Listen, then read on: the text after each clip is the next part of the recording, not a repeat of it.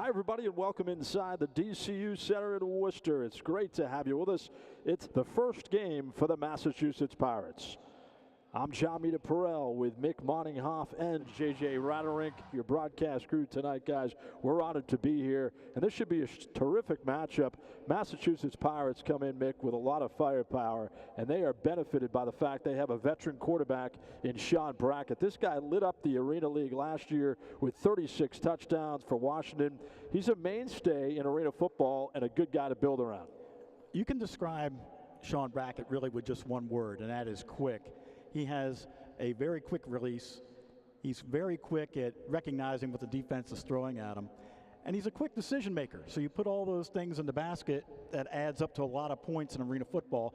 Earlier this week in practice, Brackett told me he really likes the weapons that he has to work with. So you should expect a lot of points being scored here for the Pirates tonight. Yeah, he should be a nightmare for enemy defenses. But JJ, on the other side, for the Pirates defense, you're looking at a defense that could be anchored by J.D. Griggs. He can wreak havoc coming off the edge. J.D. Griggs, 6'5", 244 out of the University of Akron. Last year led the IFL in sacks with 11.5. And like you said, he really has an opportunity to be an anchor for this young team, especially early in the season when defenses are typically ahead of the offense. Offenses are still trying to put things together to gel as a cohesive unit. This will be a good opportunity for him to get the things going early. It's certainly going to be a fun night. Our kickoff from Worcester is coming up next on NESN.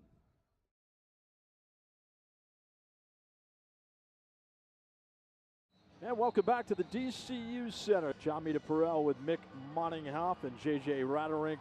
Gentlemen, it's football time in Worcester. Maine won the toss. They deferred, so Brendan Rutherford will kick it off for the Maine Mammoths as we are underway at the DCU Center. This one is headed towards the upright and off the upright. Ball loose and out of bounds over the board. And an interesting rule in the National Arena League as Maine was scrambling for the loose ball.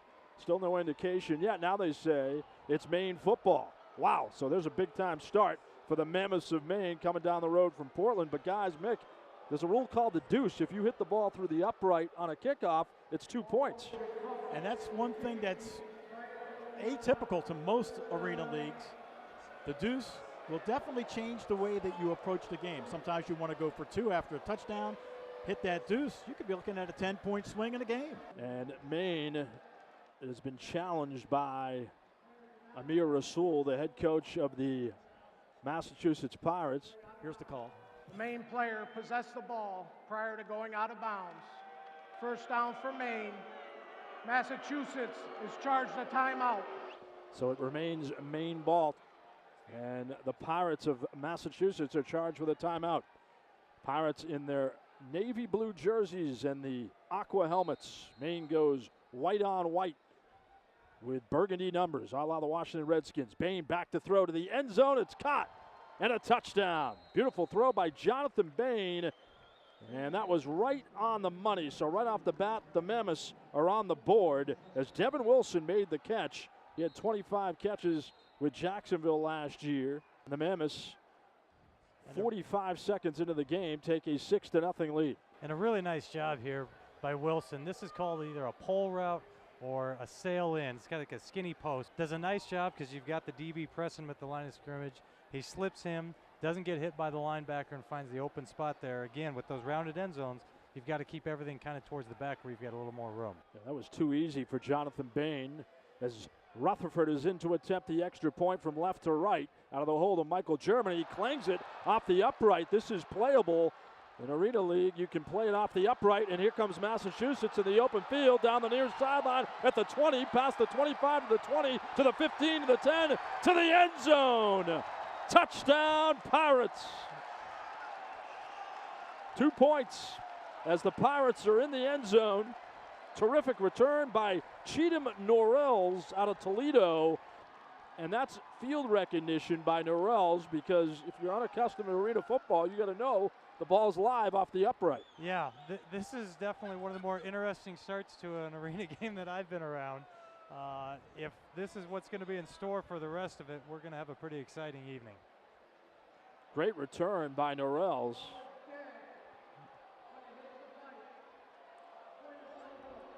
All right, so it's one of those rules that is germane to this particular Correct. arena, Correct. the National Arena League. You can't return a missed extra point. You can return a missed field goal, but not a missed. Well, that's extra interesting point. because you would think before the game, every player would know that. I think when they're this excited this early on, they're just you play to the whistle, right? At this going point, through it. play to the whistle. So the score's going to remain 6 to nothing after the Maine. explosive return by Norrells, and was cheered on by the crowd because they didn't have any idea either. Devin Brown now waiting the kickoff from Rutherford, who, by the way, if he, as Mick mentioned earlier, if he kicks it through the uprights on the kickoff, it's 2 points. Exactly. Rutherford has a good leg. He'll kick off from left to right. And this is a line drive. It bounces inside the 15. And that will be a dead ball over on the far sideline as Massachusetts will take over at the 7-yard line, backed up in the shadows of their end zone with 12:25 remaining in the first quarter as they trail the Mammoths 6 to nothing. So an interesting start in the first ever game for the Mass Pirates. Good to have you with us in a 6-team National Arena League. And the next 3 games for the Pirates, guys, they'll be on the road. So they got some home cooking, but then they head out. Well, the nice thing for the fans is they're going to learn a lot of the rules quickly, and they may learn them all before the end of the first quarter here, the way things are going. This is true. But, you know, there is a lot of differences, and it'll still be football. It'll be recognizable, but there are a few twists and turns, what makes this a really fun, interesting game. And they could change at game time. And we could see a difference at halftime. Who knows? James Fuller, the coach for Maine, was just on the field, which is another wrinkle for the Arena League. As Brackett is back to pass for Massachusetts, he throws it to the near side left, out of bounds. As Harris was the intended receiver, Orlandis Harris, a 6'1", 200-pounder from Eastern Kentucky, guy they expect a lot out of this year, Mick. They do. Harris had a brief stint in minicamp 2016 with the Houston Texans. A lot of these players who play for Worcester here have a lot of NFL experience. 2nd down and 10. Man in motion, and the ball is incomplete. Tipped at the line of scrimmage. So Sean Brackett, 2 straight incompletions for him, and he was throwing in the direction of his tight end Cornelius Lewis, who's 6'4", 305. The tight end position is quirky in Arena League too, JJ. Yeah, and as you go through and you watch the game, you'll see the tight end when they break the huddle. He has to declare, so he will raise his hand. Then they know, the defense knows where to line up with the linebackers, but he is an eligible receiver. And we have 2 wides to the near side left, a single wide, now in motion behind Brackett. As there's some movement up front for the Mammoths, and we're going to have an offsides on Lyles. Varying the snap count, Sean Brackett, the quarterback out of Columbia. Number 11, defense, 5-yard penalty, 3rd down. So with 10-12 remaining in the first quarter, the Mammoths 6 and the Pirates nothing. And playing defensive line, a couple rule changes there. If you're used to watching a defensive line in the NFL, it's different in the Arena League, Mitch. Oh, absolutely, because you have to have your hand on the ground. You can never come up out of that stance. And linebackers can't really move until a receiver gets in their vicinity within 5 yards. So it's really tailored for the passing offense. You have to be very disciplined as Brackett is back to throw. He airs it out deep, and inside the 10, it's caught past the 5, into the end zone. Touchdown, Pirates. Devin Brown, 5'9", wideout, with the first touchdown in Pirates history. And I'm certainly going to say that was a fantastic route. That was a great job by Sean Brackett. He was getting some pressure, and that's what you have to do in the arena game, the trust to throw that ball early like he did, knowing that you've got to hit that 5th step and let it go. Trust that your guy's going to run at that angle and run underneath it. Great job. He was under some pressure, too, from the edge. Brackett still had the steadying arm and composure to find Devin Brown wide open, who used the board to his advantage. He was under siege, and then a nice route by Brown to kind of come back to the ball. And then he had that 3 to 4 yard cushion where he could make a juke and get into the end zone. Ali Mortada is on to attempt the extra point from right to left. And this one by Mortada is good. 8:53 remaining in the first quarter. Ali Mortada out of Assumption College in Foxborough, Mass, if you haven't been to an arena game, you have to put this one on your calendar this year because it's exciting, it's pulsating, it's thrilling. You throw out any adjective you want, JJ. It's much different than any football you've ever seen. And you just saw in the first 6 minutes there, I've seen things that in 12 years of playing really, maybe once or twice over the course of my career. And Ali Murtada to kick off from right to left. He rockets this one into the seats in the end zone. And that will be a touchback. They'll take it at the 20-yard line as Murtada just gave a fan a souvenir. Another wrinkle for arena football. If the ball goes in the stands, you keep it. Yeah, if the ball goes in the stands, you can keep it. If a player goes in, you have to throw him back. Are you going to give him back? Yeah, you got to throw him back. 8:35 remaining in the first quarter as Maine is back on the field. And Bain has kind of the quarterback profile you're looking for at 6'4", 210. Receiver flanked to the far side left. Bain fires, caught inside the 20, past the 15, into the 14. And good throw by Bain to Devin Wilson, who caught their touchdown. And he had a lot of time to throw the ball as Sean Luiso made the stop. Jack linebacker for the Pirates out of Merrimack College and Shrewsbury, Mass., which is 5 minutes from Worcester, so he's playing in his backyard, and a teammate of yours in China. Yeah, actually we were with the LA Kiss when we played over there. So Sean and I, not only a teammate, was a roommate of mine. Boy, a lot of stories there. Yeah, none on air. Bain back to throw, out of the pocket, throws towards the end zone, caught at the 1-yard line, now reaching for the goal line. They say touchdown. Touchdown by Dupree. Another good throw by Jonathan Bain. And the Mammoths are back on the board. Well, they grab a 12-7 lead. That was great recognition with the zone coverage there because he thought he was going to be able to hit, again, that skinny post from the middle receiver here, but the backside corner had fallen into it. Had he tried to put that in there, that's probably an interception. The backside receiver does a nice job working up the wall there and making it easy for him. Rutherford to attempt the extra point. And this one is snapped over the head of the hole, the German. Rutherford tracks it down at the 20-yard line, trying to run for his life, and tackled on the far sideline at midfield.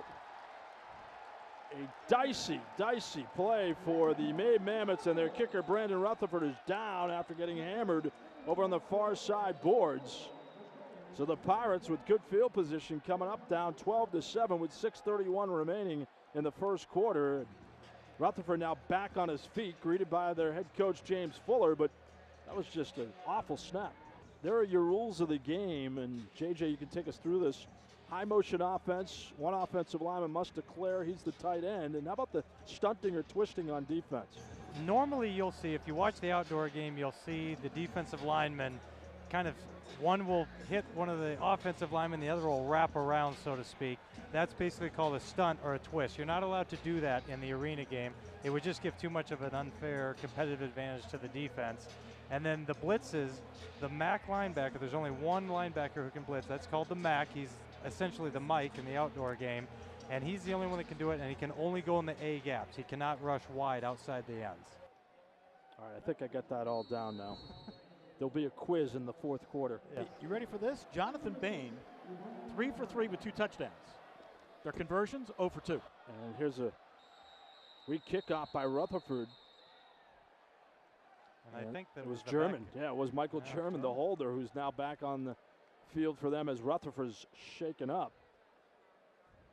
And the ball was on the near sideline at midfield, so good field position for the Pirates with 6:09 remaining in the first quarter. Pirates center is Thomas Claiborne, 6'3", 330 from Boston College. Familiar name, he played with Matt Ryan's teams from 2006 to 2010. Played in the Arena League as well for a couple squads. Also had a cup of coffee with the Tampa Bay Buccaneers. It's a good job by Jawad Yatim, the president of the Mass Pirates, and Amir Ismail trying to keep some local blood for Massachusetts. And here's a toss sweep past the 20 on the far side right and hit out of bounds at the 13-yard line. Maneuvering in the open field was the speedy Devin Brown, who caught the touchdown moments ago.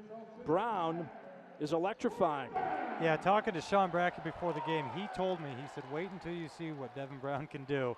And it's no surprise that Coach Payton tried to get the ball in his hands early. You don't see a lot of running in the arena game, but you will see sweeps like that to the wide receivers. So good creative way to get a guy like that the ball. And good blocking, too, by Bill Valval. Big offensive lineman from Utah State who's 6'4", 300. Everybody on that front line goes 300 plus. Not bad. So a first down inside the 15. Brackett down the middle, incomplete. Threw it too high. Good coverage applied by Maine as the pass was intended for London Crawford. Kyron Jones on coverage. Yeah, it looked like London kind of got himself just too far into the cushion of the defensive back. He wanted to come out, wanted to go to the corner, but he just wasn't able to. He had just gotten too far inside there. So 4:25 remaining in the first quarter. The Mammoths lead the Pirates 12-7. 3 wide, split to the near side left. Now the man in motion is Devin Brown. And there's flags. We're going to have procedure. We talk Penalty about against the the high Pirates. motion. Only one guy can go in high motion. The other guys have to be stationary.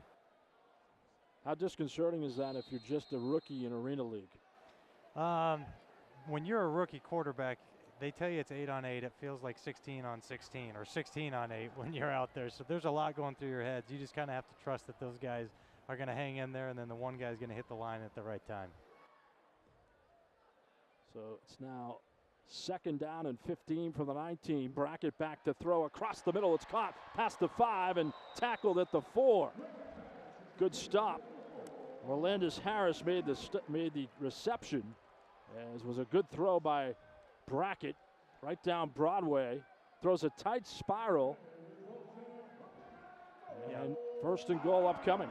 Yeah, that was a good job. That was basically a zone coverage. What you see is out of trips, a cover 2. They call it cloud or 2 corner, and that window is going to be that dig window, which Sean hit right there. So 1st and goal at the 3-yard line. Pirates moving right to left. And they give us to the fullback, Deshaun Johnson, plowing his way forward. Finally gets tackled at the 1-yard line. It's another guy they expect a lot out of this year, Mick, their fullback, who's out of William Patterson. It's a small school in northern New Jersey, but he goes at 6'4", 300. He has played in Cleveland in the AFL, Iowa in the IFL, the LA Kiss. And I remember him playing with JJ for the Guangzhou Power in China. The Guangzhou Power. Oh, yeah. You got to get me one of those jerseys. Are they throwbacks now? Brackett back to throw out of the pocket towards the end zone and incomplete. London Crawford at the back of the end zone could not bring it down. Tight coverage again by Kyron Jones of Maine. And unfortunate for the Pirates is Crawford was open, but throws a little high, and he was also harassed in coverage. He was. He had good coverage there, and this is what happens. This is where the defense can tighten things up. You see a lot of man press coverage, not a lot of zones down here when you get in this close, but there's not a lot of room to throw, so you've got to be pretty precise with everything. So now it's 3rd down from the 2. The give to Deshaun Johnson towards the end zone. And Deshaun Johnson's in. Touchdown, Pirates. And an equally good celebration dance. Gotta love that. Get down. Look like you guys on the dance floor in Guangzhou. 13-12 Pirates with 1:22 remaining in the first quarter. And I love the toss sweeps, guys. Well, Johnson's that goal line presence. He's very, very tough to tackle. A guy like that can ramble for 3-4 yards at a clip, and nobody's going to bring him down. It's hard not to think back to the fridge. Yeah. Refrigerator Perry. Yeah. In 1986, when you look at Deshaun Johnson. The fridge went up the middle, but when you put Deshaun out there on a corner, I would put my money on him most every time. Ali Mortada for the extra point from right to left. No good. 13-12 Pirates. And fans already entertained in the first quarter, guys. An explosive first quarter. You got to think throughout the year, Massachusetts could average 45 points a game. Well, that'd be about right for the Arena League. I mean, most arena teams are in that right 40 to 50 point variety, depending on Yeah, how succinct your offense really is. Mortada shoots it on the ground off the blue turf. We'll call it the Smurf turf, like Boise State, as Dupree falls down at the 16 after a 4-yard return. Maurice Dupree has been a man highlighted in the first quarter after catching a touchdown for the Mammoths. Clock continues to run as it usually does in the Arena League. 27 seconds remaining. After a slow-moving start, becomes a little quicker on the back end. Well, we'll see if the defense can shore up here, because the last 2 times that the Mammoths has had the football, they've been able to find the end zone. 2 touchdown passes. And it looks like they're not going to get a playoff. They'll let the clock continue to run out. That will do it for our first quarter in the history of the Massachusetts Pirates, a memorable one, as they lead the Mammoths of Maine 13-12.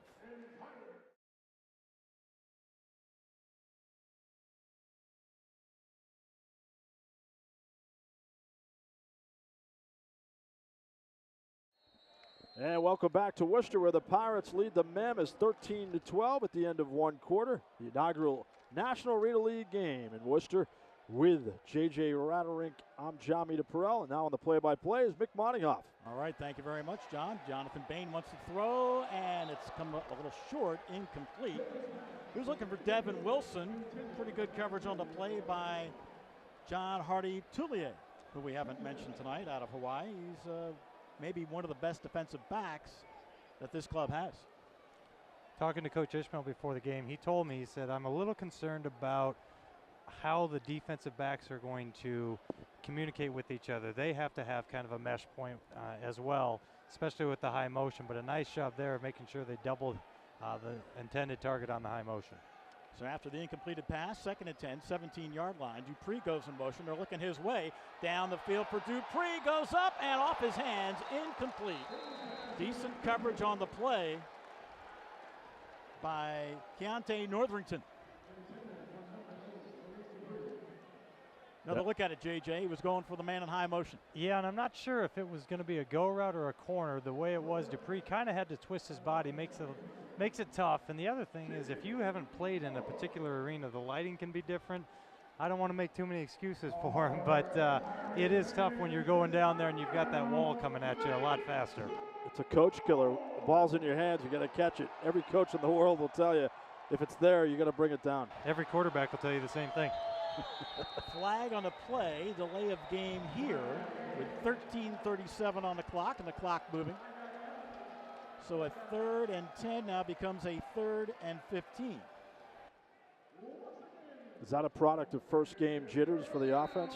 I think it's a product of a lot of that, especially when the ball goes downfield like that. You're trying to corral everyone back in, so you got to get everyone back in the huddle. It's kind of incumbent on the coach to make sure that they have something set and ready. Usually you see something quick there so that everyone can kind of get their feet back under them. The Pirates with a 1-point lead, 13-12. Maine looking at 3rd and 15 at their own 12-yard line. Bain on a 3-step drop, comes to the near sideline, overthrew Dupree, incomplete. And once again, Northington on the coverage. Northington's doing a very nice job. Sticky defense by the Mass Pirates, and playing defensive back guys in the Arena League, any Arena League, they'll all tell you have to have a short memory. Referee is Tony Marcella. 25-second play clock is what quarterbacks have to deal with in the NAL. 4th and 20 at the 7-yard line. See if the Pirates defense can pick up a stop here. And we have, it looks like a timeout taken by the Pirates. So Coach Ishmael wants to talk about it. Is that a good timeout, JJ? I think it was. What they did there, when you got a team backed up like that, you're pressing everyone. There's a good chance that high motion guy is going to slip the DB and he could be running by himself down the field. You've got him backed up on this 4th and extremely long situation. Make sure you've got the right defense in it, especially the way Maine moved the ball in the first quarter and the success they had. A stop right here would be big, especially backed up deep in their territory. Good energy thus far from both squads, but I think you know how big that can play a role here, JJ. Energy, enthusiasm, opening night, everything you need in your corner. Yeah, absolutely, and when you start getting the fans involved like they are right now, it just only helps you that much more. Dupree in high motion. 3-step drop by Bain. He is caught in the end zone, just throws it away to avoid a safety.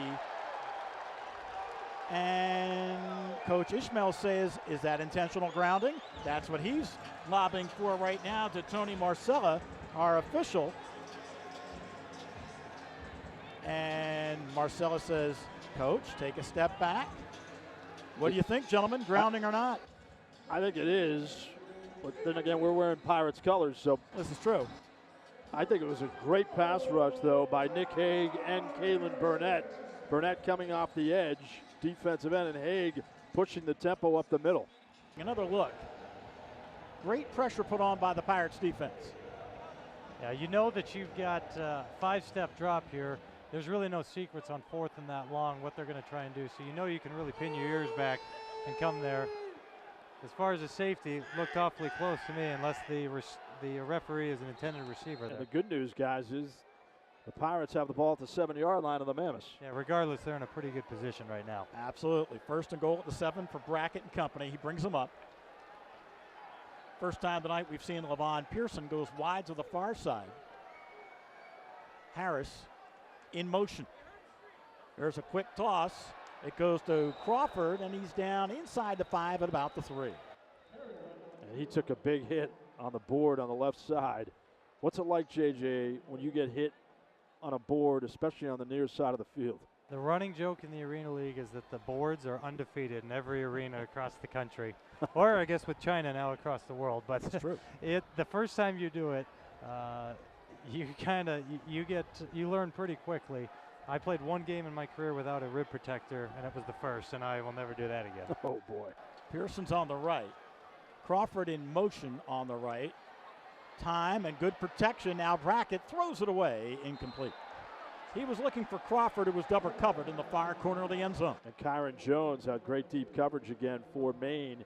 He's been their defensive MVP, arguably, in the early going. But that's savvy on the part of Sean Brackett because he got rid of the ball. And I think an inexperienced arena quarterback would have forced the issue, JJ. Absolutely. And again, this is where the field tightens up so quickly. As a quarterback, you have to know, you have to throw your completion percentage idea out the window and know that you've got to take good calculated shots. And if it's not there, there's a good chance you're going to go for it on 4th down. So just live to fight another day. 13-12 our score. The Pirates lead it with 10:23 to play here in the first half. Looking at a 3rd and goal from the 3. Brackett going to keep it. Flag of the play. Tries to get to the end zone. Does not. Down at the 1, but we do have a flag. Javon Johnson may have been the guilty party. A little extracurricular activity after the play there. Which is something you'll see a lot as well. It's a pretty high emotional game, so yeah, we will see this quite often. Bill Vaval jawing a little bit with his opponents out there. Vaval, the offensive lineman who played at Utah State. Got an illegal shift, 2 men moving on the offense. That's a 5-yard penalty. Replay, 3rd down. 5-yard penalty. Illegal shift on the Pirates. Take us through that, JJ. Again, I think that's a product of the first game. You haven't really played a whole game tempo yet. So guys are excited. You get near the goal line, especially on a run play like that. Probably an offensive lineman who was trying to fire off, hit his lineman, then get to the linebackers at the 2nd level. He wanted to get there as quickly as he could, so he gets a little antsy. 3rd and goal at the 8. 3 receivers go to the left.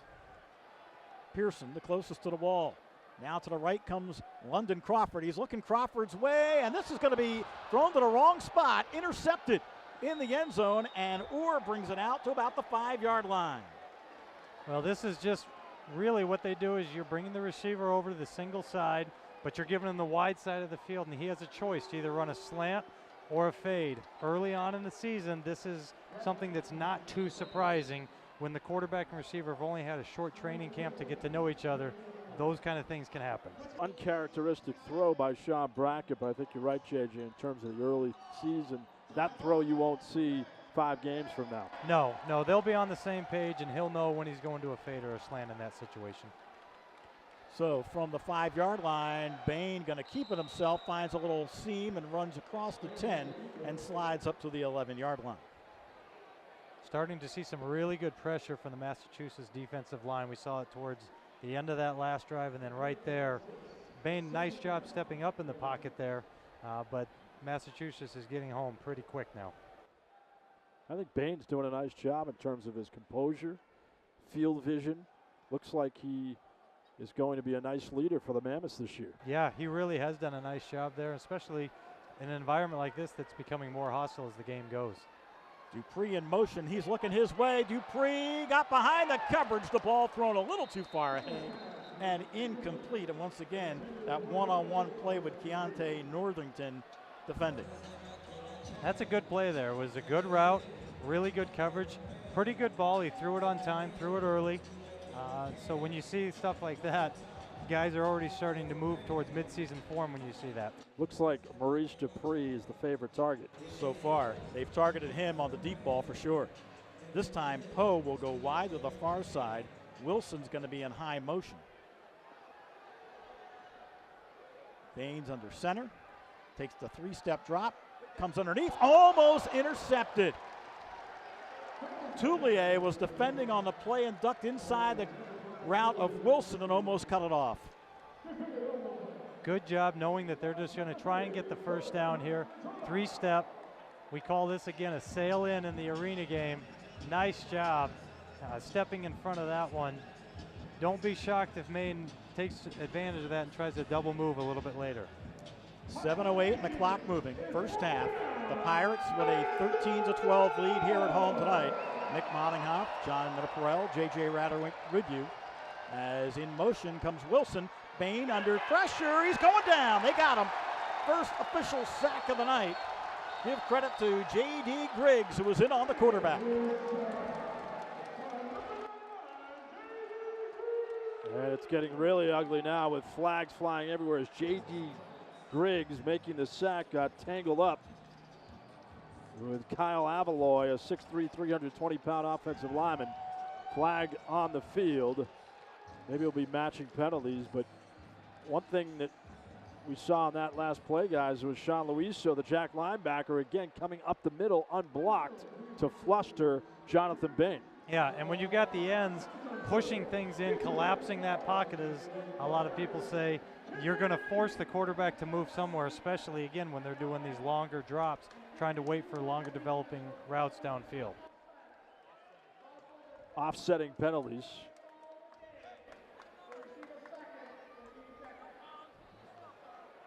Now the football is at the 10, so it looks like it's going to be first and goal.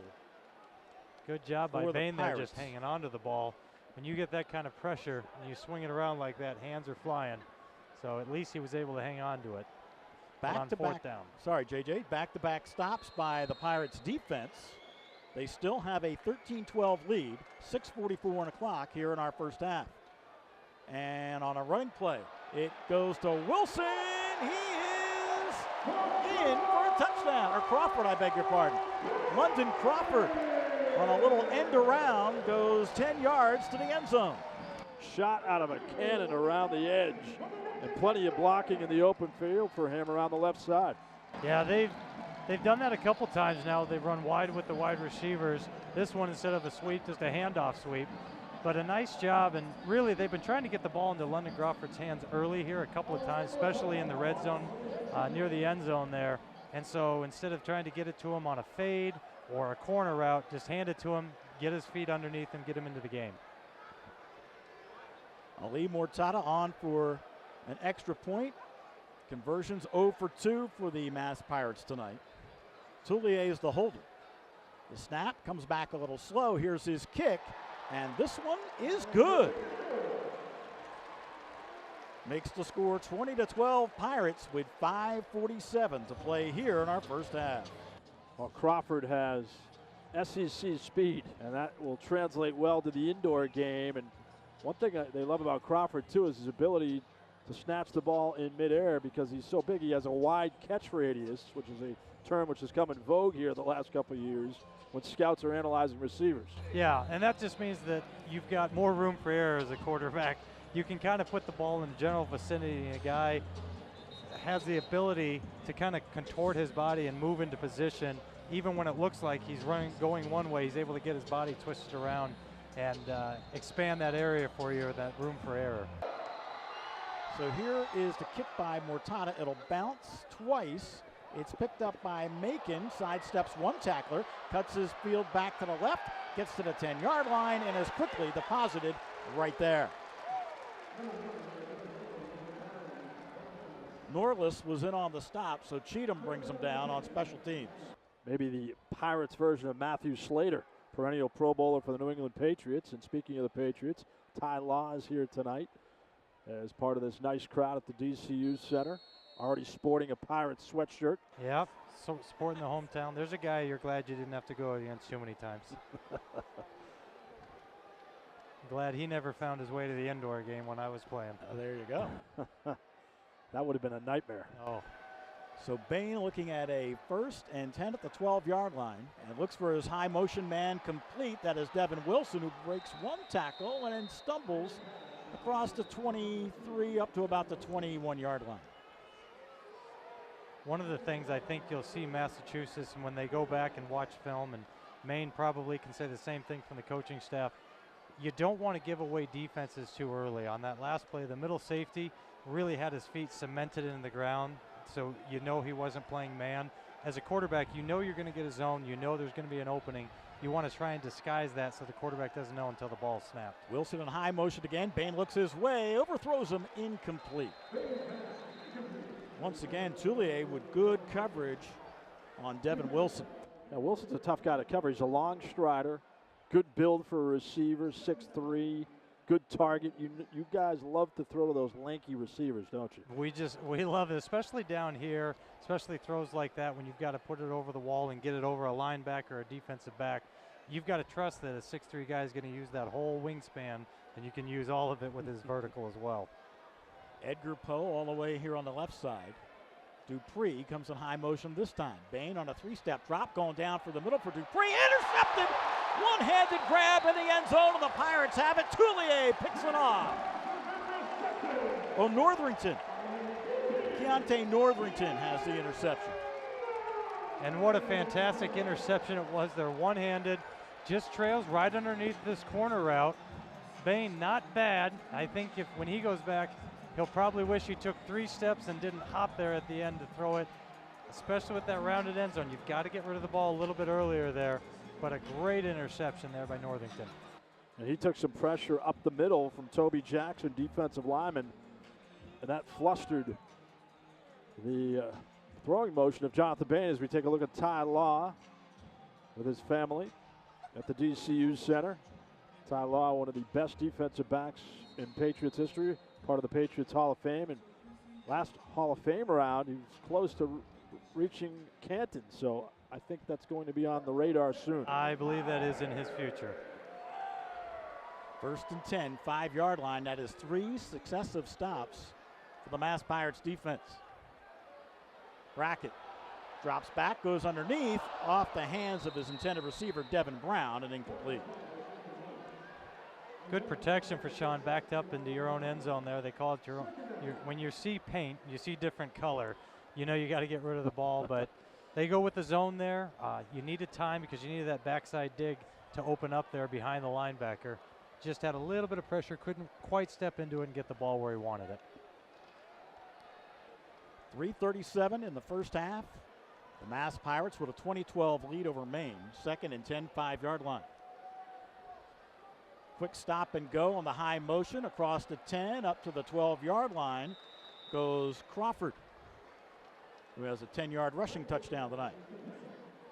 There it's just simple hitches, and sometimes, and I think coaches will admit this, you try and go deep into your playbook. You get excited when you have talented players like this. You can move the ball usually pretty efficiently, just sometimes with simple hitches just like that. Get it in the hands of someone like Lennon Crawford and let him do what he does best. Sets up 3rd and 2. Call it the 13.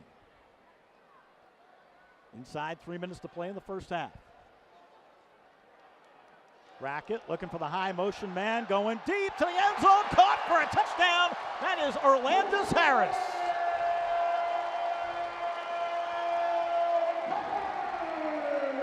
What a pitch and catch that was, as Harris has his first touchdown of the season. Textbook throw by Brackett. You can't drop it on a dime better than that. And good for Harris to hang on because he took a lick in the end zone. Yeah, this is a route, and I'm not in their playbook, but usually they call this PCP, post, corner, post.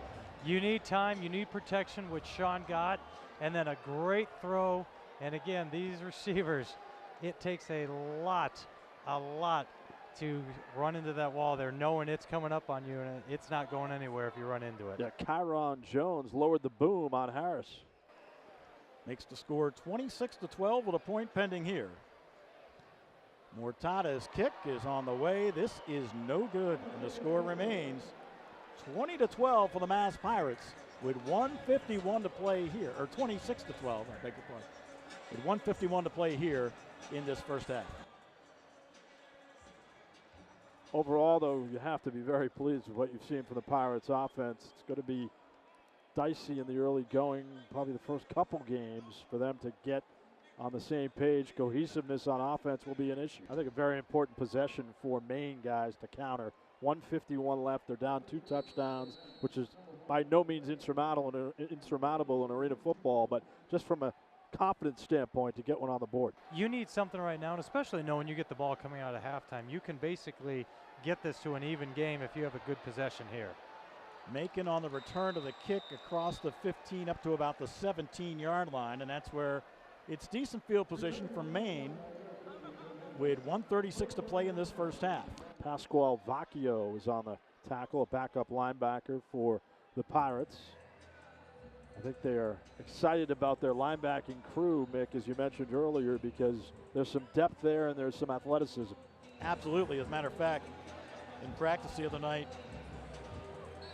Amir was telling me that Pascal Vacchio is one of those guys with a real high motor. He could be a starter on most teams in this league, but you already have Luiso and Haig filling that role. Quick toss to Dupree, makes the catch across the 20 up to the 23 before he's finally shoved out of bounds by Northington. You got to watch the time here with 54 seconds remaining. It's so important to manage the clock. It's even more important on this level, I think, in the indoor game, JJ, to have that recognition as a quarterback. If you're an NFL quarterback, you come to the Arena League, it's tough even from that standpoint to learn how to manage the clock, isn't it? Well, it is, because in this league, since the field is so short, the offenses and the players are so explosive, you try and actually score under a minute, especially Maine getting the ball coming out of halftime, they're going to try and score with virtually no time on the clock. So there's really no room for error for them in this situation. So as a quarterback, you have to teach yourself to be patient and trust that you can score as the clock's running out. Dupree, who has a touchdown catch, wide to the left. Macon goes to the right. Wilson in high motion. Bain under siege and going down at the line of scrimmage. That's the second official sack tonight. Griggs was on him, that's for sure, and a little help coming from Darrell Render. Yeah, Render is going to be a terrific player for this defense. He was a stud at Pittsburgh 3 years ago, all ACC first team, definite pro prospect. Didn't work out for him in the NFL, but they're happy to have him on the defensive line. Yeah, absolutely, and again, they really are starting to get their groove now, getting some good pressure on Bain. It's going to make it tough, especially if this lead keeps growing for Mass. You know they're going to have to go deep quite a bit in the second half. 3rd and 10. Here is Bain, wants to throw and just fires it into the crowd. It's incomplete. 8.3 on the clock, and the Pirates looking at a 26-12 lead with basically 1 play to go here. You know, we talked about the clock management there, and I thought Maine took an awfully long time. You usually need to be patient, but they treated that like we were outside the 1 minute and that they had all day to go there. I would like to have seen them maybe pick up the pace a little bit there, but yeah, reiterate the 1 minute rule. Under 1 minute, now the ball will stop on a dead ball and incompletions out of bounds. But if you're tackled in the field of play like Bain was there, it'll keep going just like a normal game.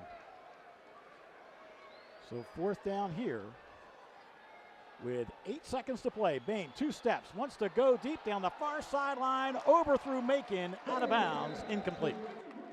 Good idea, Macon, a long strider, had some room there on the far side right.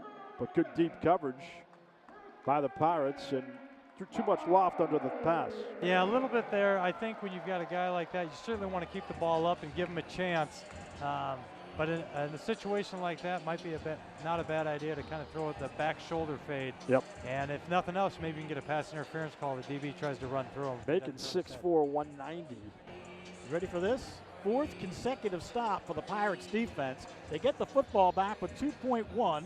They're 23 yards away. Brackett can take one more shot at the end zone and try to pad this 26-12 lead. Heck of a job by the defense.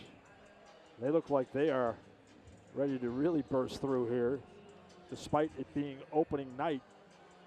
Seems like they've been together for a long time already. Yeah. And one of the touchdowns, if you think about it, they were pinned back on the 5-yard line. So the defense has really done a nice job. And that was Norrells again in coverage, so he's making an impact on special teams and on defense.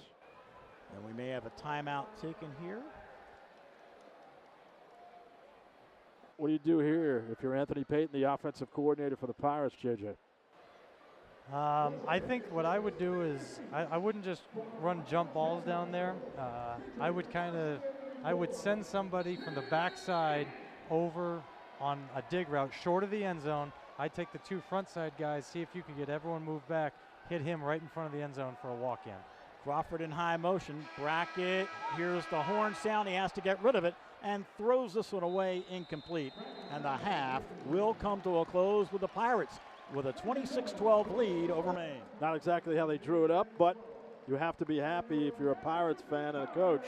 26-12 at halftime. An auspicious debut, gentlemen, for the Pirates. The inaugural game of the Mass Pirates of the National Arena League. You're watching Pirates football on NESN and listening on 100 FM The Pike.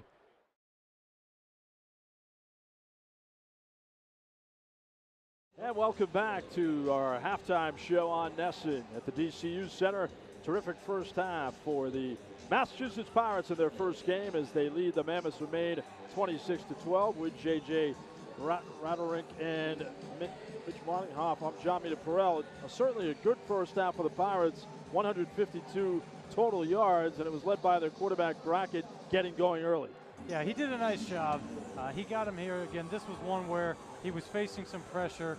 After Maine had gotten that kickoff, it was really important for Massachusetts to come out. Great throw here to Devin Brown. Does a nice job bouncing off the wall and getting into the end zone. Getting that first score of the year, which is always good to break the ice for him right through there. And then they got the running game going with Deshaun Johnson. This is a load. If you're a corner, you definitely don't want to see this coming. And another job with the running game, but using a little bit more speed this time with London Crawford. Good job, as this is where they really started to pull away at the game. And the last one, you need a good time on this double move by the receiver and a great throw by Sean. Good protection by the offensive line. Now that's where they sit 26-12. Yeah, Mick, one of those targets, Orlandis Harris, made a great catch at the end of the half. And those types of plays are so important in the Arena League. Got to hang on to the ball. Well, Harris did a nice job of getting open when he had to. Makes that cushion 26-12 as we have our third quarter coming up. So stay with us. You're watching the Pirates here on NESN and listening on 100 FM The Pike.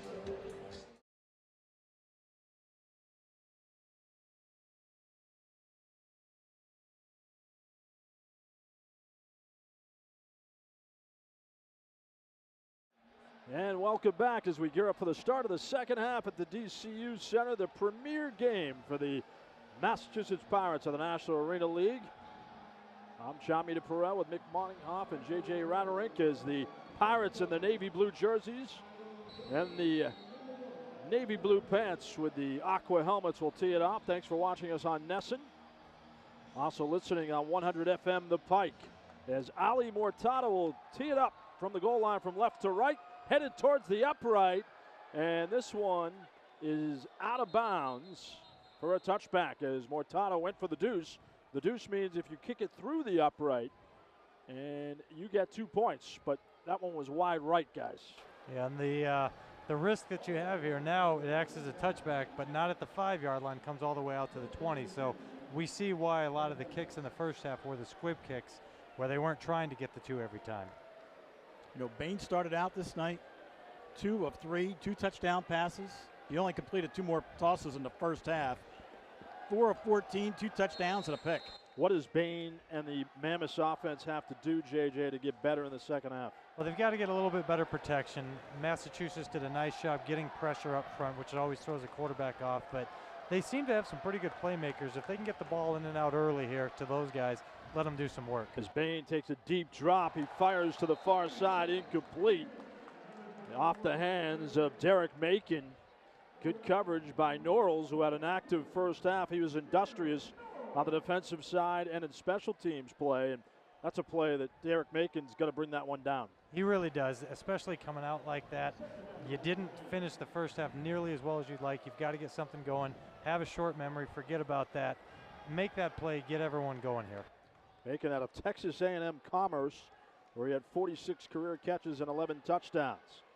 Now Bain takes the snap, back to throw. High pass for Devin Wilson, incomplete at the 21-yard line of the Pirates. He threw that one on a line, Mick, and Wilson had to climb the ladder, but he couldn't bring it down. If he did make contact with it with his hands, Norrells was going to separate him. Norrells has played a very good, first half, and now shows up here just as we're getting underway in half number 2. The Pirates overall in the first half, I'm sure that Amir Ismail, their coach, was very pleased with their effort. I think you had to be pleased with the effort and the resiliency, how things started for them with the bar ball coming back and responding the way they did. Bain again on 3rd and 10, fires towards the right corner of the end zone, incomplete for Devin Wilson as it was caught by a Pirate reserve waiting over the boards. Too much air under the pass. A reminder, there's no punting in the Arena League, so 4th down, it's feast or famine. 4th down and 10 for the Mammoths at the 20-yard line, their own 20. Their coach is James Fuller, longtime coach in the Arena ranks, including last year offensive coordinator for the Bismarck squad in the Continental Indoor Football League. 12:10 remaining in the third quarter as the Pirates lead the Mammoths 26-12.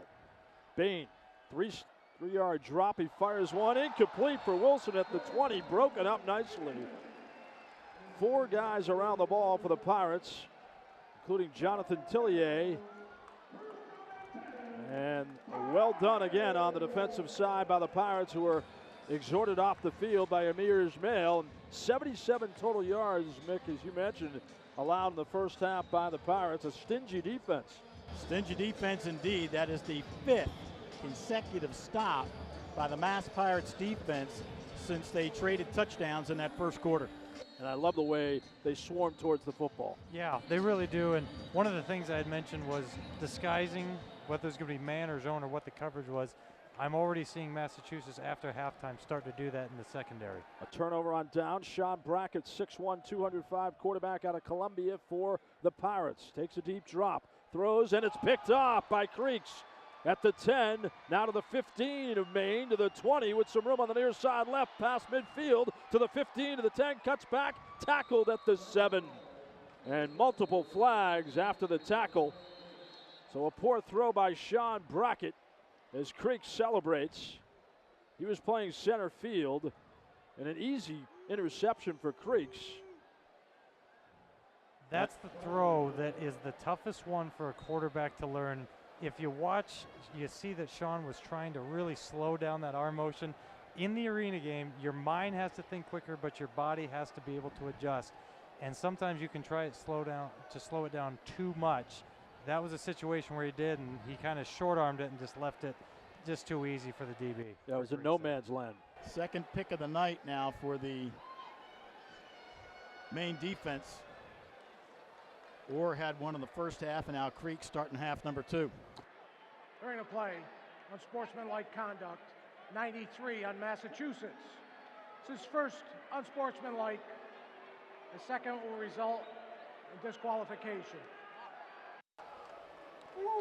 Yeah, Creek's just right underneath that one, and not sure if Sean didn't see him, but that's one you just got to make sure that you've got it up and over and throw it close to the wall there. So really only your receiver has an opportunity at it. Briggs was a guilty party. Yeah, they said 93, conduct. But there is no 93. The jersey rolled up. There you it go. Looks like a 3. Got it. See? Well done, Mick. That's why you brought me in. expert spotter. He's like Malibu Kelly Hayes for Al Michaels on Monday Night Football. Oh, my. Either that's before my time or outside of my knowledge, but You don't have a spotter fantasy league? well, I don't win too many fantasy leagues, so maybe it's time to look for a new spotter. Well, but I hear he plays in Colorado, JJ does, in an awesome flag football league, believe it or not. Well, I would like to have him. He's a ringer. That's what I'm saying. We can never let it go. There's a correction on the foul. We have unsportsmanlike conduct, number 93 on Maine. That's his first unsportsmanlike. Second will result in disqualification, 15-yard penalty from the 8-yard line, first down. Much more fortunate for the Pirates. Nick, we're still going to give you credit for the rolled-up jersey excuse. It's not an But I'm also excuse going to if you give look Coach at it. Ishmael some credit there for making sure they get that sorted out. That was a good counter by Amir Ishmael, showing his law skills, trying to fight for his case. 26-12 Pirates, 11:35 remaining in the third quarter. It is Mammoths football inside the 20. Jonathan Bain, a fourth-year indoor player out of Dakota Wesleyan, 6'4", 210. Back to throw, rushes on, rips it, and caught on the near side left by Edgar Poe, not Edgar Allan Poe, who Coastal Raven nevermore, but the other guy. Touch pass, difficult to learn at any level, especially in the Arena League, but Bain did a good job to find Poe with Tillier in coverage. So inside the 10, they're in business. Bain rips one again to the far side right, multiple flags, touchdown. Devin Wilson who catches it wide open, but a penalty against the Mammoth. And you know it's bad when multiple flags fly. Yeah, this one was pretty easy to call, right in front, right in the middle of the field. Pretty good WWE push there from Devin Wilson. Pass interference, number 2, Maine. It's a 10-yard penalty from the previous spot, first down. And a big hit, Mick, on the penalty as they're situated at the 17. And basically, if he doesn't commit the foul, they have points, so points are coming off the board. Although the foul helped get a lot of separation there. Yeah, there was an assault on that Yeah. one. Bain under pressure down the middle. Good defense again. Cheatham Norrells, first team All-MAC in 2015, a Toledo Rocket.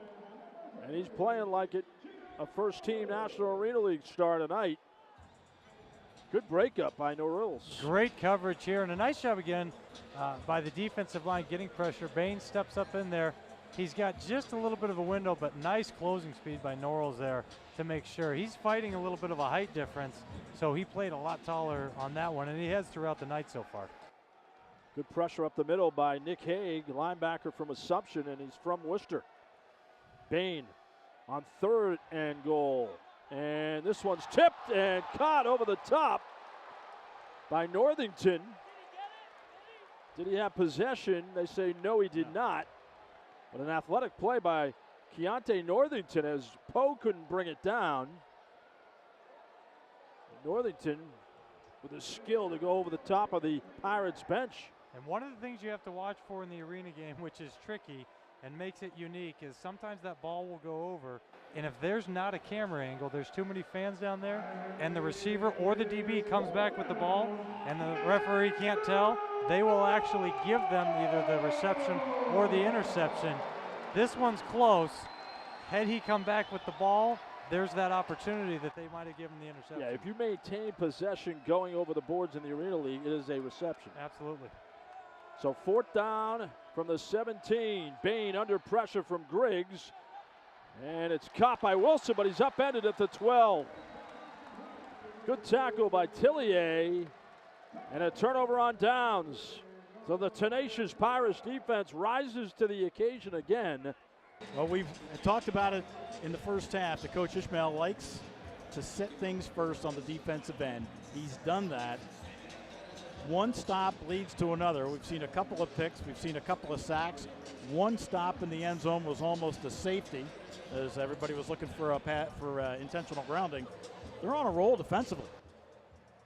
That feeds into their offensive momentum. Sean Brackett, terrific year last year for the Washington Valor. Back to throw at the 6, and it's caught by Crawford as he's tackled at the 18. Nico Sierra brought him down.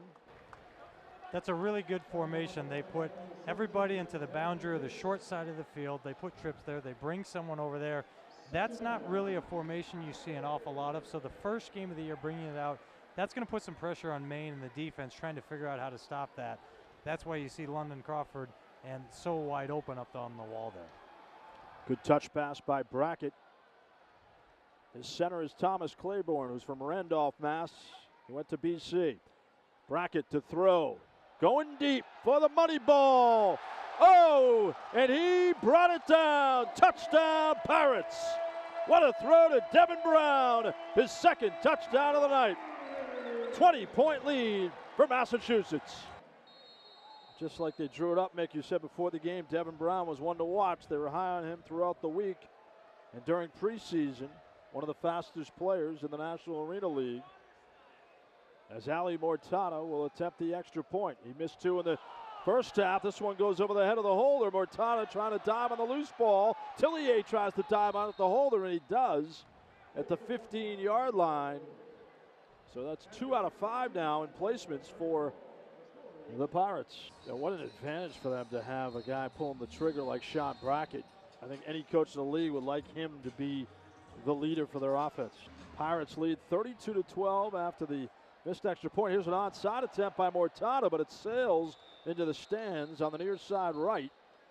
A high kick by Ali Mortada off the turf, the blue turf at the DCU Center. Smurf turf hits Worcester. Those are the variances we talk about. Not often do you see an onside kick 6.5 minutes left in the third quarter in the outdoor game, but when your defense is playing as well as the Pirates are right now, really a good idea to try and take advantage of something like that and put the game away. But on the other side, do you give them some needed momentum inside the 10-yard line? The Pirates, I'm with you on their defense playing well, but 32-12, no lead is insurmountable in the Arena League. This is true, but you know, we just talked about a minute ago, some things to work on. You have the lead at 32-12. You can work on the onside kick. In week 1, it's a luxury to try to, fine-tune some certain things, and I think Coach Ishmael's taking advantage of that right now. They spot the ball at the 11.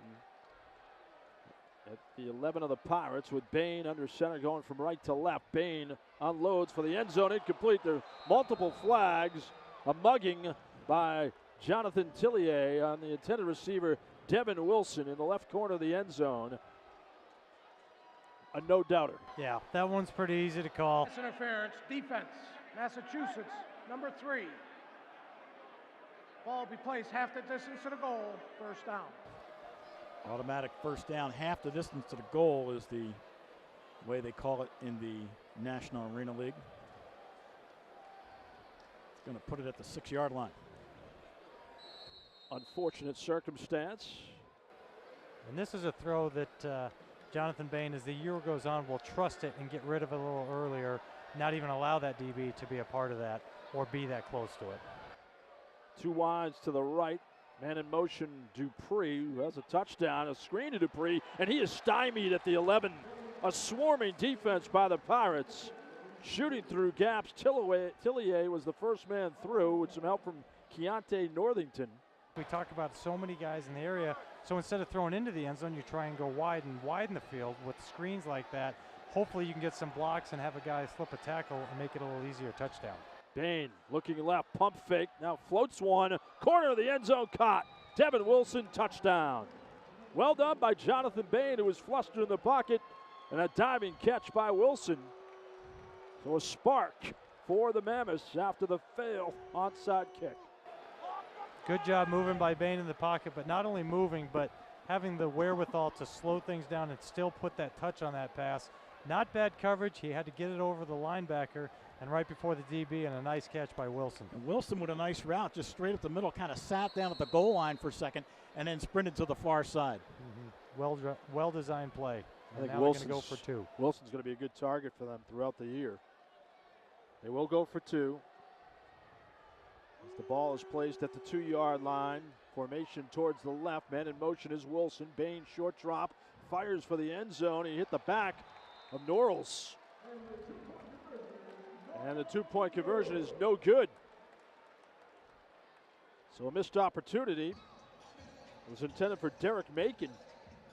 With 4.5 minutes remaining in the third quarter, it's 32-18 Pirates over the Maine Mammoths. And after the play, Coach Fuller looked at his quarterback, Jonathan Bain, and pointed up to the sky, saying, we got to get that ball up. We've got a height difference here. We've got the size advantage. Give him an opportunity, especially in the back of the end zone. That was kind of a duck. Looked like one of my tee shots. Well, we're going to find that out soon when we get out there. There you go. It won't be long now. Yeah, you might be taking some money. The little of it I have, you might be taking it. Yeah. Like I said, as long as you understand my foot wedge is my most profitable club for me in my bag. I do understand that. That is part of the rules of golf, right? That's okay at the Masters? Oh, absolutely. I don't know about that. But Mick, 6 out of 7 stops now for the impressive. Pirates. It is impressive, but a new ball game though. It's 14-point lead. Well, let's see what if the offense can respond. Now, they were able to do that when they went back and forth in that first quarter. And a backup kicker doing the placements, Michael German. Kickoff taken out of bounds on the far side right at the 3-yard line. It'll be first down Pirates. This will be really important for Massachusetts to have a good drive here. Get out of this. You've given a little bit of momentum to Maine. If they can get out of here, have a nice sustained drive, put some more points on the board, they're going to be feeling a lot better and they're going to respond to the situation. Pirates with 172 total first half yards. 4:17 left in the third. Good job by German. Line drive kick. And he pinned them inside their 5-yard line. Mm-hmm. Yeah, this is an opportunity for Maine to get some momentum, keep it going. Brackett, the short drop, now a pump fake as he's flushed it out of the pocket on the run. Here comes Brackett up the near sideline and out of bounds as he hits the near side board up the right sideline at the 17. Scampers for 12 yards and a first down. And this is one of those week one situations we talked about. If you see Sean here, drops back, he's thinking one thing, receiver does another, so instead of forcing it in there and maybe having the ball get tipped up or intercepted, makes a nice play. And when you've got the ability like this to get out and run, you might as well use it. And we said quick decision making. He knew he had to flee, and he did. Escape trouble. Orlandis Harris will be the man in motion for the Pirates. Brackett looking left towards the end zone and incomplete. Levon Pearson, 6'3" long glider from the University of Tennessee. Rocky Top couldn't bring it down. Pretty good touch by Brackett. Really good throw, and this would have been a tough catch. Good coverage by the defensive back here getting over. Really gets in the vision of the wide receiver, but great throw by Sean, putting it where only his guy really had an opportunity. And that's a ball that probably should have been caught, no doubt. We didn't see much of Pearson in the first half. Primary targets were Devin Brown, Orlandis Harris, and London Crawford. 2:38 remaining in the third quarter as the Pirates lead the Mammoths 32-18. Some movement up front. Brackett back to throw at the 10. He unleashes one. Far sideline left towards the end zone, incomplete. Intended again for Levon Pearson, but there was tight coverage. Well, it looks like Pearson, they kind of have an idea of how they want to try and use him early on. Send him down the sideline, let him use some of his speed and his height for some jump balls there. But again, that's two really good coverages by the defensive backs of Maine to kind of take that away. That time it was Trenier Orr. Orr had a pick in the first half, and that ball, it looked like it was going to be uncatchable, so a little incidental contact, they're going to let that go. Third down and 10 from the Pirates 17. And a timeout call by Sean Brackett. He'll talk it over with offensive coordinator Anthony Payton. 1:50 remaining in the third. As you see, many families in attendance, and they'll continue to build on this crowd, and the excitement is, you have to think word will travel quickly about how fun it is to watch arena football. I think not only how much fun it is, but hopefully when folks show up to the game, they see really the validity of the players and the talent level that they're getting to watch out there for a fraction of the cost of an NFL game for sure. But the experience is fantastic. The players are very talented, and they love when you come out here and support them. And season tickets are available at 508-452 Mass. On 3rd down and 10 from the 17, Brackett across the middle, incomplete at midfield. Threw it behind the intended target, Devin Brown. So 4th down and 10 upcoming for the Pirates, and that's one Brackett would love to have back. Yeah, he would like to have that one. He did a nice job of using his eyes to move the defense a little bit. Had a guy come open in the zone, and just sometimes when they're that open, it's a little tougher to put it right on him. But again, not being in his helmet, I don't know if there was anything in the way, but I always give the quarterbacks the benefit of the doubt. So they stick together, man. I do. We do. They really do. I try and be non-biased. You're doing a good job. 4th down and 10 for the 17. Brackett looking left, high pass, and incomplete at the 17. 2 receivers running a zigzag pattern, and the intended receiver, Alandis Harris, out of Eastern Kentucky, had it in his mitts, but in some frenetic coverage. So there will be a turnover on downs, and good field position for the Mammoths at the 17 of the Pirates with a minute remaining in the 3rd quarter. Another momentum builder for Maine as they trail by 2 touchdowns. Well, this is where Maine has to make a little hay because, like you say, 17-yard line. Going to get that 1st down inside the 10. Still 4 more chances to get into the end zone. If you're going to make a statement and try to come back, it's right now. And with a minute remaining in the 3rd quarter, what type of challenge does that present for Bain? 3rd quarter, you're just playing. At this point, you're okay. You've got good field position, but you need to take advantage of this. Bain back to throw. Right corner of the end zone, incomplete for Devin Wilson. Double coverage by Tillier and Norrells as Bain fired it to the bench. It was a good throw. He put the ball in the right spot for the receiver there. Again, if they have a little bit more time together, Bain probably doesn't hit that 3rd step and pop. It's 1, 2, 3, and he can let that corner go. But he really put that in a nice area. You know what we haven't seen tonight? A tight end get involved in an offensive play. It'd be a great time. Man in motion is Devin Wilson as they move right to left. Bain scampers out of the pocket, throws incomplete, and multiple flags again. Stops the clock with 29 seconds remaining. Personal foul, face mask, 99 on Massachusetts. That's a 10-yard penalty, 1st down. And a 1st down for the Mammoths. It's too bad because it would have been an incompletion, and Bain had to elude more pressure. Yeah, as the game's gone on, he's had to do that, and he's done a nice job of avoiding pressure and still keeping his composure, making some good throws. But the more you do that, the more it gets into a quarterback psyche, and then eventually, physically, you're going to get there as well. Clock now starts. 20 seconds remaining in the 3rd quarter.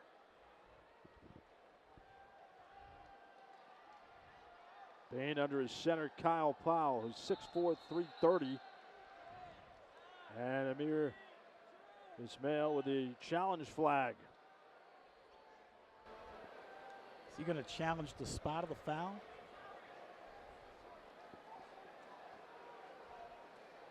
I think that's exactly what he's going to challenge here.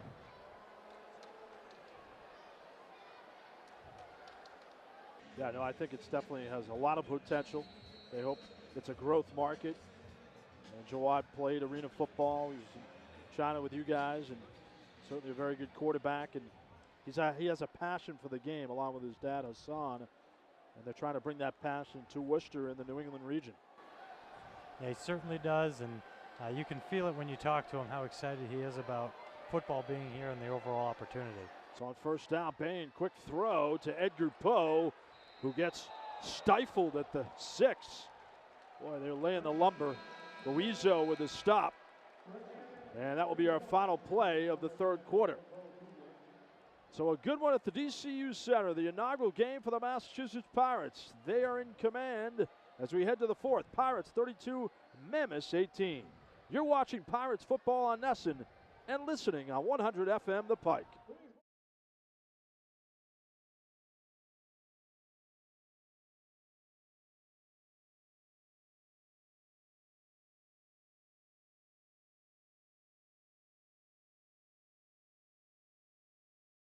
And welcome back for the fourth quarter at the DCU Center in Worcester. Good to have you with us on NESN and 100 FM The Pike with J.J. Raderick and Mick Moninghoff. I'm John Perrell. Here's Mick Moninghoff for the fourth quarter play-by-play. Second down and goal at the 5-yard line. Jonathan Bain with a 3-step drop. The pocket is crumbling. He scrambles to the 2-1, dove in for a touchdown. Jonathan Bain was in trouble, so he scrambled himself, and he scores. That was a very nice job. Really good coverage by the secondary there. They passed off the high motion guy from the middle to the backside defensive back. Really disguised that nicely, but Jonathan Bain makes this play with his legs, and this is just something that this is kind of when the play breaks down. Hopefully you've got a guy who's able to do this. Well, Bain did a nice job of a little stiff arm and then just dove to the goal line. He's getting some more confidence, guys. His agility clearly in the open field, showing his savvy field leadership. And I keep coming back to the onside kick attempt, and it was a failure by the Pirates to capitalize in the third quarter, late in the third quarter, following up a touchdown score by the Mammoths then, and now they counter with another score, so they're clearly back in the game, and they're going for two. Going for two, 32-24, trying for that 26-point. Wilson in motion, and they try to set up Poe. He was about 3 yards deep. The pass went to the back wall, incomplete. Good pressure once again by the front four of the Pirates defense. That's not how they drew it up, JJ, because from the snap, Bain was flustered. Yeah, he really was. They got in there quickly, and that's something that if Mass can do that throughout the fourth quarter, as Maine tries to mount this comeback, that's going to make it a lot tougher. And one of the things you're always learning, it doesn't matter. The ebbs and flows of this game can switch very, very quickly. And all of a sudden, when you think you have a commanding lead, you can take an onside kick opportunity. Now the game is a lot closer. The Pirates get their final man on the field. Here is German's kick from the goal line. A line drive, high hop, Harris at the 3. Orlando's Harris cuts to his right, now up the middle, crosses the 15 up to about the 17-yard line, and that's where the Pirates will have the football. Brackett will have Deshaun Johnson behind him. 3 wides go to the right, no high motion, and here is Johnson. Johnson puts his head down and grinds out 9 tough yards. And he is a load coming through there. They've done a nice job of sending him wide and not in the middle in the interior of the defense where you've got bigger guys. They're putting him out there on the defensive backs and getting some blocking in front of him, which has made it a lot more effective. And for those of you watching on NESN, we apologize for some technical difficulties. It says the first quarter on your screen, but it is the fourth quarter. It is. And we have 12 minutes and 10 seconds to play. Here is Johnson once again. This time he goes to the left. He has the first down and a little more as he's close to the 21-yard line. This is one way to slow things down. So Johnson on back-to-back runs has a first down. They're going to spot it right at the 20. This is good strategy to kill the clock, right? Yeah, it really is. You haven't had what you wanted as far as moving the ball offensively in the second half. So now you can take a little time off the clock, move it effectively with a big guy like Deshaun Johnson there, and then get everyone there and set up something big. Harris in high motion, Brackett looking his way to the end zone, overthrew him, incomplete, and one of the doors comes open right at the goal line, and 2 players make a quick exit. That was Kyron Jones and Orlando's Harris, who I think might have just gone to go get a hot dog. Yeah, here's they the other. could get a few more for everyone. That'd be great. They pull a Bo Jackson and run through the alley. The one thing I will say is if you look where the ball ended up, and I think where Sean was hoping Harris was going to end up, you want to take those at a higher angle so you can drop the ball in a little bit there. But again, as the year goes on, those things will develop. 2nd and 10. Crawford goes in motion. They throw a quick screen to the far side. Harris makes the catch, upended across the 20, down to about the 18. That was Jones who was in on the tackle. I like what Orlando's Harris does in space, JJ. He always seems to be in the right place and clearly favored by Brackett in their premier game. So if he can continue to build around this one, he's going to be a fun target. Yeah, you can start to see that there's going to be some cohesiveness really building with this group. And with how good these guys are with the ball in their hands, it's going to be exciting to watch. Crawford, the pass goes over his head and incomplete, as Brackett was a little high and wide with that one. Got rid of the ball ultra fast, but it was an errant pitch by Sean Brackett. I noticed they're picking on Kyron Jones. Yeah, I think they feel like they have an advantage there. And normally the middle safety in a 2-by-1 set in the arena game is going to get picked on. That's where the motions are going to go. So they're going to take some opportunities. And when you've got a veteran receiver like London Crawford, it's a good idea. One of the biggest plays of the night for the Pirates. Brackett with a 3-step drop, has a man wide open. Touchdown, Devin Brown, his 3rd touchdown of the night. And that makes the score 38-24 with 9:24 to play.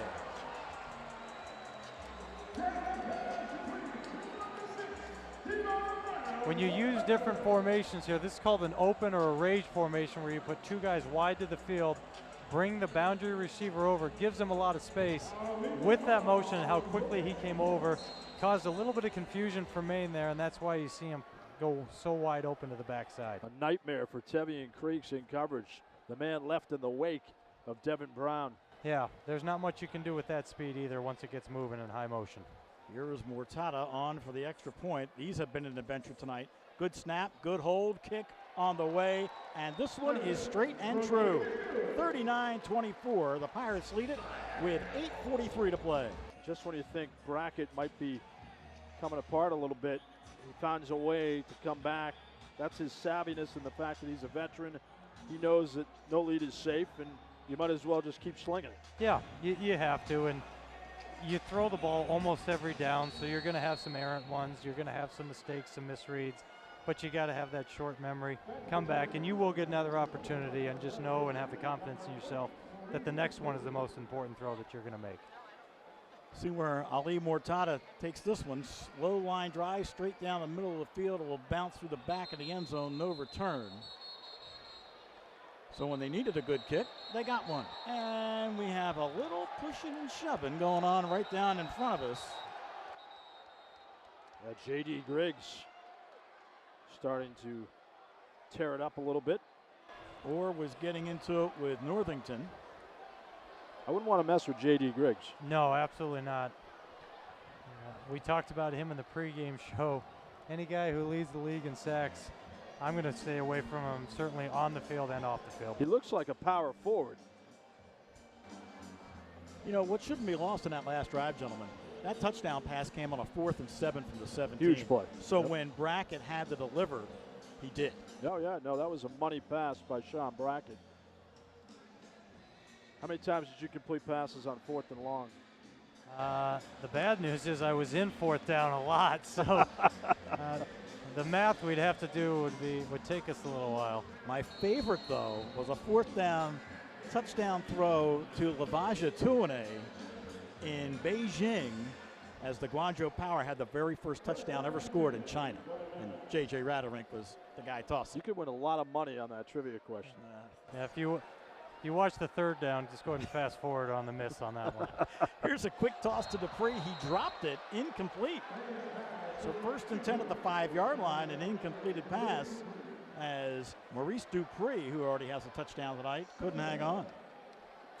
He's pretty dynamic with the ball in his hand, so good at thinking there to try and get it to him on a quick hitter, see if he can get some open space with this much room to go. Might have felt the footsteps of Northington closing strong. 7:52 on the clock moving. 4th quarter. The Pirates with a 39-24 lead over Maine. First game ever in the history of the Pirates organization. Jonathan Bain, the quarterback. 3-step drop. Quick look in. Complete. And a nice wrap up on the tackle as Devin Wilson made the catch across to 10. And he is slow to get up. Tillier, open field tackle. Form tackle by Jonathan Tillier from the University of Hawaii, as Wilson slams his helmet down and still struggling to get off the turf with the head coach James Fuller by his side.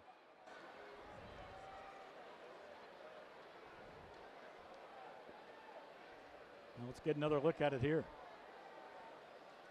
Simple hitch route.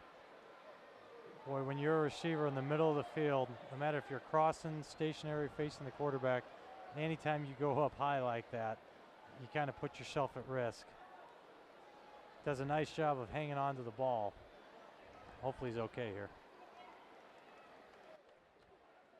Well, Wilson with a touchdown catch tonight. Yeah, he's a big part of their offense.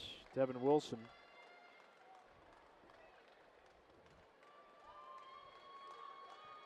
He's got nice size and has shown a lot of really good things, and this is really good to see him standing now. Actually, Wilson has a pair of touchdown receptions this evening.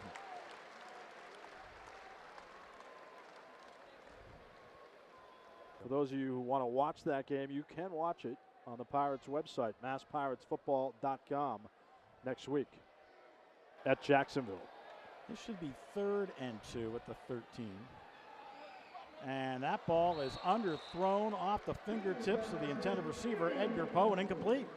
I think one of the defenders for Massachusetts got a hand on it. Made that a little bit tougher of a catch for Poe. It had some mustard on it. Yeah. Looked like a Stephen Wright or Tim Wakefield knuckleball. Well, the Pirates defense with 6 consecutive stops through the course of this game, with 6 stops tonight, looking at a big opportunity here. They lead at 39-24, 6:37 to play.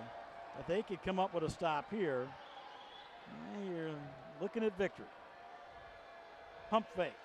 Here comes the rush. Bain throws underneath. It is intercepted.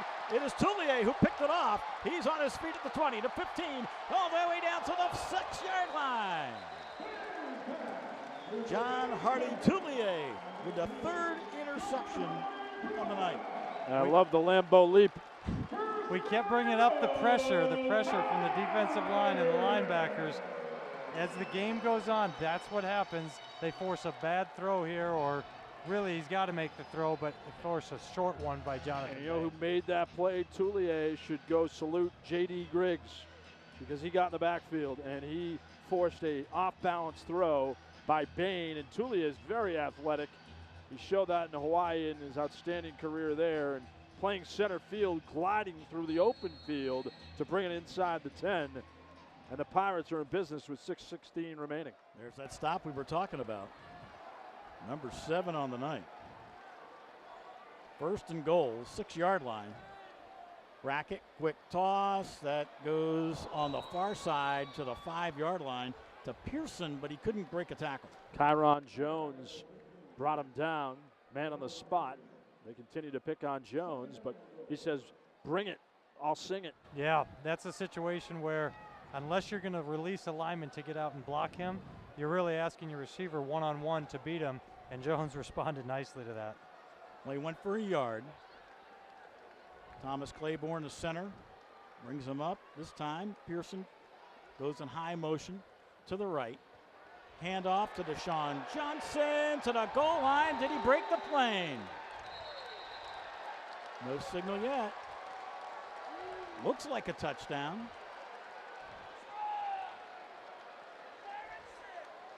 He's celebrating. Yeah, Anybody raise their arms yet? After further review, the ruling on the field is confirmed. Touchdown. So Ali Mortada trying to tack on the 46th point tonight. It's the Pirate faithful treated to what looks to be a first victory of the season. Here's the kick on the way. This one is no good.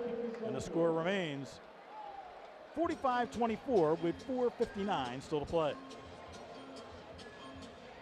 Here is Macon on the run, full head of steam to the 15, slips and falls to the 17-yard line. So it'll be 1st and 10, 17-yard line for the Maine Mammoths as they trail 45-24. I do want to make one correction. It was only the 2nd interception of the night for the Pirates defense, but both times they were able to turn that interception into points.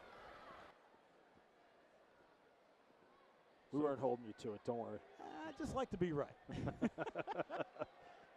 You still get a pass for the jersey being rolled up. It was rolled up, though. Regardless, Jonathan Bain's got a little work to do, trailing 45-24 with just CSI 4.5 to Worcester. play. We just keep rolling right along here, gentlemen. High motion is Devin Wilson. Oh, he's sacked, going down. Who else? Jonathan Griggs was in on that sack. Third time he's been involved in a play like that tonight. And I believe it was Kalen Burnett helping out as well. Third sack of the night. And Burnett getting credit, like we say, for that sack right there. Also Sean Luiso helping out, coming up from his linebacker position to force the issue. Another injured Maine Mammoth. Like you mentioned, they do need to score quickly, so they're probably going to take 5-step drops. You're going to need a little bit more time, but when you're a defensive line and you know they're just in that 5-step mode, you don't have to worry about runs, you don't have to worry about screens, or even getting your hands up on quick 3-steps. So you really have a narrowed down to what's probably going to happen. Ball's on the carpet, and I think the Pirates have it. They do. What a huge play by Burnett. Burnett with a fumble recovery. Kalen Burnett, arguably the defensive MVP. I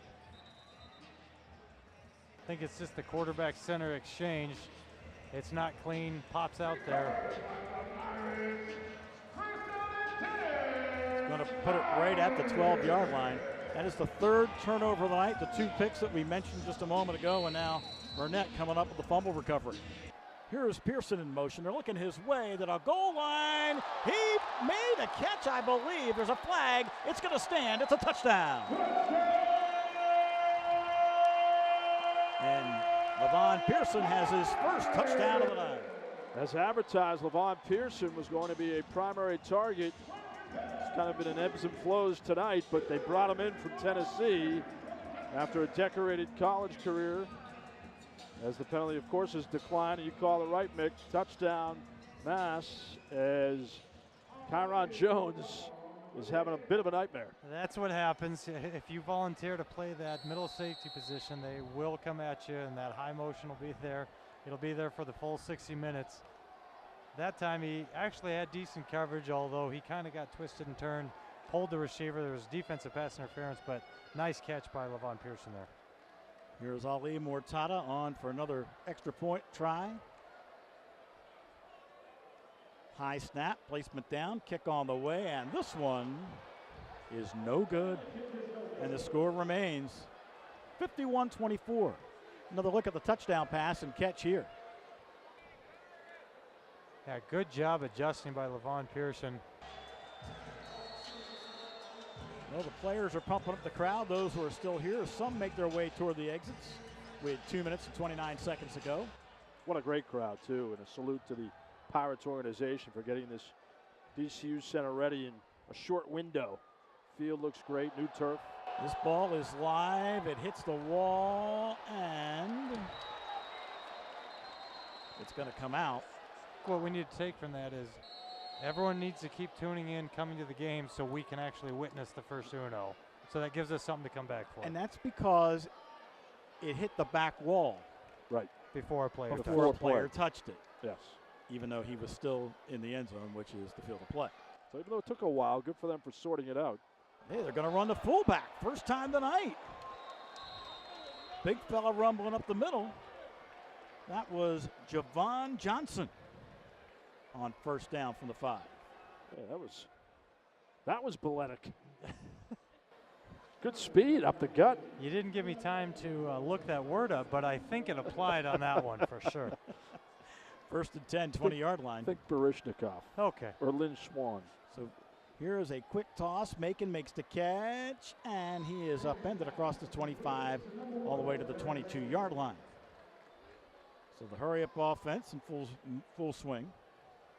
They actually were down twice early in this game, came back to take a lead, and then also held off a surge when it was an 8-point ball game. Here's a deep toss to the end zone, overthrown. Is Dupree incomplete? The quarterback is back on his back at the 20-yard line as Bain was really lambasted at the end of that play. He was, and he made a very nice throw and anticipated it, threw it early, put it in a good spot for his receiver, and stood in there. The linemen will definitely, they'll always come over, and they have a lot of respect if you can stand in there and take those hits. Dupree ran into a collision course with the back wall. Yeah. And the rounded end zone, is that a unique look for you? That's certainly a unique look for the fans. What does that mean for a player? For the player, it means your area of opportunity is really cut down. Here's your third pick of the night. Coming up with that interception was Keontae Northington. Northington with his second interception this evening with 49 seconds to play. And there's your exclamation point. I've been impressed with the pressure, the play from the linebackers all around, and then right there, the defensive backs have really, as the game gone on, they've really done a nice job undercutting some of those throws, those quick sail-ins, quick posts, and not only that, but had the ball skills to make sure that they got the interception as well. Sergio Gilliam, the defensive backs coach, deserves a tip of the hat. Sergio was a very good player in his own right as well. You're keeping track, it's 8 stops tonight. Wow. In any arena league, that's a lot. Here is Brackett going deep. That ball is off the fingertips of his intended receiver and incomplete as Orlando Harris went up along the wall trying to make that catch.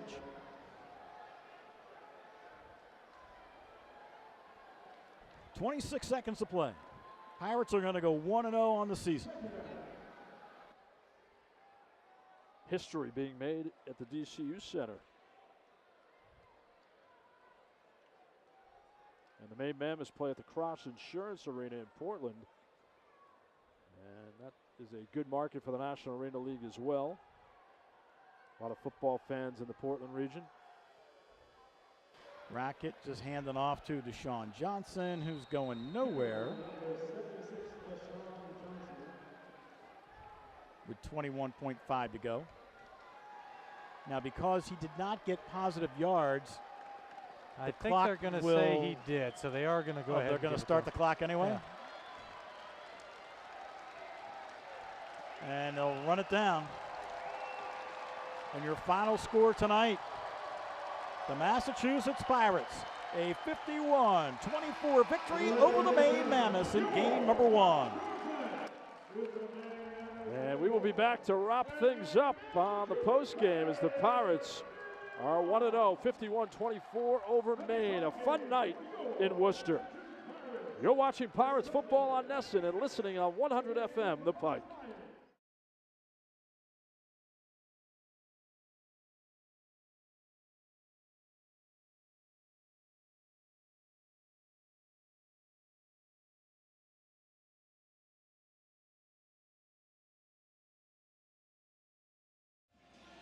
And welcome back to the DCU Center in Worcester. A victorious Massachusetts Pirates in the first game ever in franchise history, 51-24 over the Mammoths of Maine.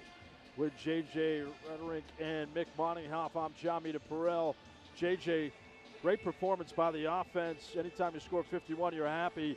And Sean Brackett was terrific as he found Devin Brown 3 times for touchdowns. Yeah, I think that the fans have a lot to look forward to. They came out early, they scored the first couple of drives, showed a lot of things. I was really impressed with the chances they took, different formations, different motions, already starting to build that cohesiveness. And if they can do that in game 1, keep building from here, this can be a really exciting team to watch. And Mick, on the defensive side, how about 8 stops and 3 interceptions? Man, they were industrious. They were. We said early on that Coach Ishmael was going to build his team from the defensive side out. The 8 stops, the 3 picks, 2 by Northerington, and then they also come up with 3 sacks as well tonight. So if you have that rolling and can take a team's momentum away from them, which is exactly what happened in that second quarter, you're going to excel, and that's exactly what we saw here tonight. A fun night all around. History made at the DCU Center, the first ever win for the Massachusetts Pirates. For J.J. Rhetoric and Mick Monninghoff, I'm John Perel. Thanks for watching and thanks for listening on 100 FM The Pike. Good night from Worcester.